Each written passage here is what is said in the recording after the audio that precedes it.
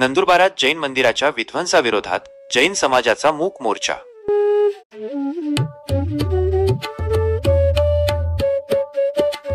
नंदुरबार शहरात समस्त जैन समाजाने शांततापूर्ण मूक मोर्चा काढला।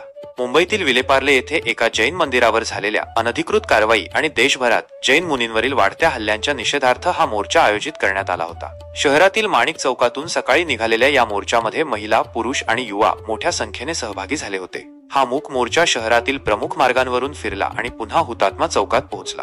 यानंतर जैन समाजाच्या शिष्टमंडळाने जिल्हा प्रशासनाला निवेदन सादर केले। निवासी उपजिल्हाधिकारी हरीश भामरे यांनी हे निवेदन स्वीकारले। निवेदनात विलेपार्ले येथील 30 वर्षे जुने श्री पार्श्वनाथ दिगंबर जैन मंदिर जेसीबीने उद्ध्वस्त केल्याच्या घटनेचा तीव्र निषेध नोंदवण्यात आला।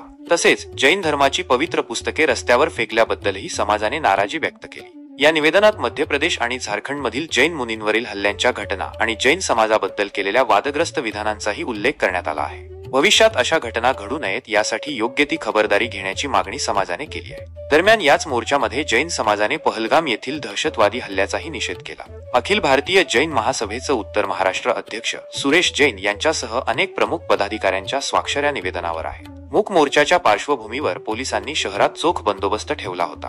जैन समाजाच्या या शांततापूर्ण परंतु प्रभावी निषेधाने प्रशासनाचे लक्ष वेधले आहे। आता या निवेदनावर प्रशासन काय भूमिका घेते हे पाहणे महत्त्वाचे असेल। फडणवीस साहेब मुख्य अल्पसंख्याक जैन समाजावर होत असलेल्या अन्यायाच्या विरोधात महोदय विनंतीपूर्वक अर्ज करतो की दिनांक 16/4/2025 विलेपार्ले येथे 30 वर्ष जुने श्री पार्श्वनाथ दिगंबर जैन मंदिर जेसीबी लावून उद्ध्वस्त करण्यात आले। जिनवाणी जैन धार्मिक पुस्तके रस्त्यावर टाकण्यात आली।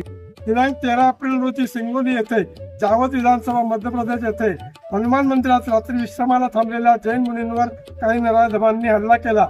दिनांक 21/4/25 रोजी रांची झारखंड येथे पायी विहार करत असलेल्या साधूवर कारने ऍक्सिडेंट केला। पायी विहार करणाऱ्या आमच्या निरपराध साधू संतांचे नेहमीच वारंवार अपघात घडविले जातात। त्याचप्रमाणे मध्य प्रदेशमध्ये एका नेत्याने जैन समाजाची तुलना अभद्र टिप्पणी अन्य समाजाशी केली। अशा एक नाही अनेक घटना वारंवार घडत आहेत।